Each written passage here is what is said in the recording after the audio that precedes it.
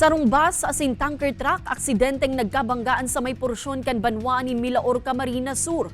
Duwa ka tawo gadan sa insidente. Ang detalye tinutukan ni Jessica Calino. Grabe, pagkawakit yan eh. Truck ang kabanggaan ko. Wakay na maray ko, grabe. Ay! Oh my God!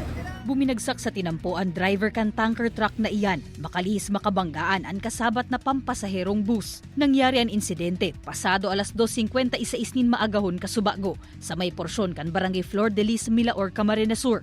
Nasa likod po kay Garneyo. Tapos naglusot man garot uday man Garneyo nag-signal light o nag-busina. Basta nang nagsabatan ng duwa. Sa inisyal na investigasyon kan Milaor Municipal Police Station, gikan sa Bawan, Batangas ang tanker na may kargang ethyl alcohol na dadarahon sa Ligao City. Posibleng nakaturog subuot ang driver kan truck pag-abot sa Milaor.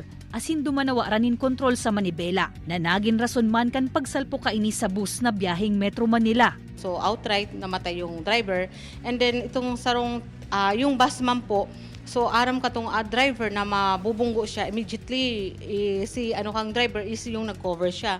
So ang nangyari, ang nagadan po si nakatukaw sa seat number 1. Igwamanin anom na iba pang pasahero kan bus na nagsapo nin minor injuries. Naabutan kan news team an aki kan imbueltong driver kan truck na iyong kaibanan kaining pahinante na nagtitipon kan sa indang mga gamit.